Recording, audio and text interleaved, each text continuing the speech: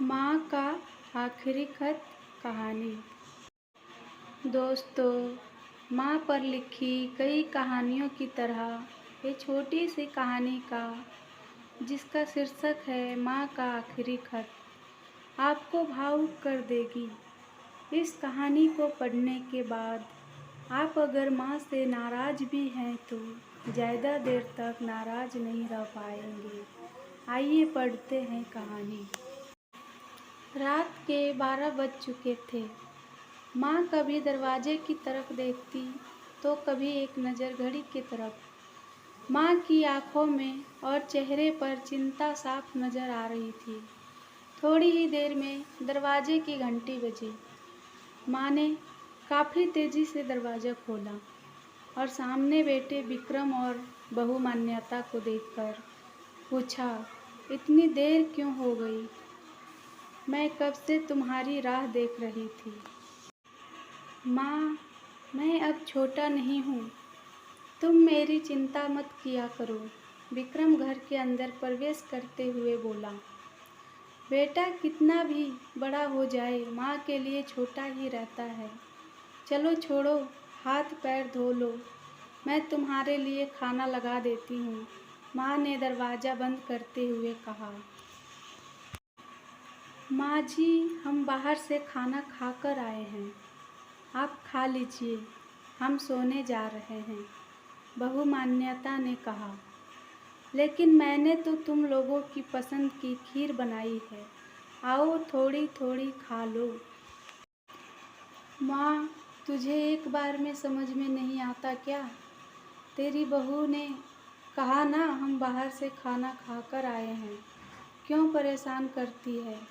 जा तू खीर खा ले और सो जा और हमें भी शांति से सोने दे। माँ अकेले खीर कैसे खा सकती थी और उसे बिना खाए नींद कैसे आ सकती थी, क्योंकि बेटे के इंतज़ार में उसने भी कुछ नहीं खाया था। वह किचन में गई, एक गिलास पानी पिया और अपने रूम में चली गई। सुबह 10 बजे विक्रम की आंखें खुली। बाजू में मान्यता अभी भी सो रही थी।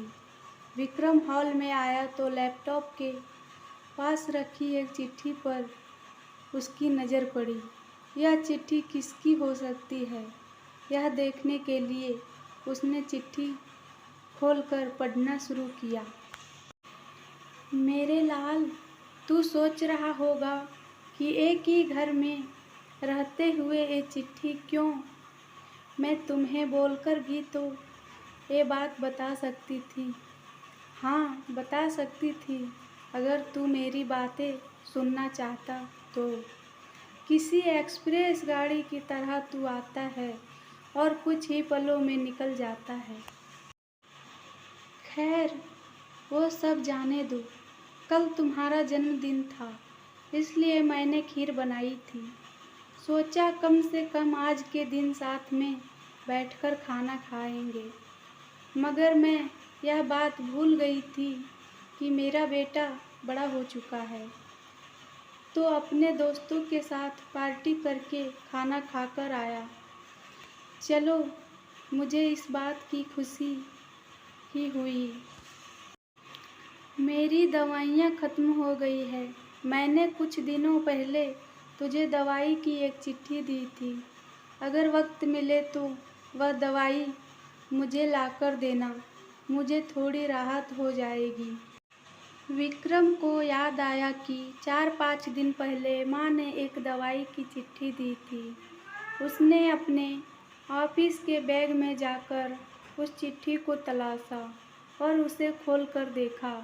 उसमें लिखा था, मुझे ऐसी दवाई लाकर दो जिससे मैं अपने बेटे को भुला सकूं। विक्रम को रियलाइज हुआ कि मुझसे बहुत बड़ी गलती हो गई है। उसकी आंखें नम हो गई।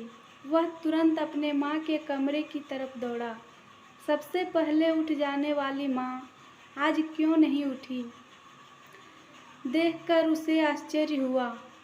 उसने माँ को उठाने की काफ़ी कोशिश की, लेकिन माँ हमेशा के लिए एक गहरी नींद में सो चुकी थी।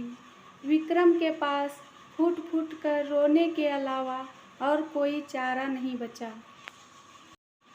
दोस्तों, यह कहने की ज़रूरत नहीं है कि माँ बाप जीवन में कितने मूल्यवान हैं। उनके रहते हुए ही उनकी सेवा करो, उनसे प्यार करो। वह चले जाएंगे तो कुछ नहीं कर पाओगे।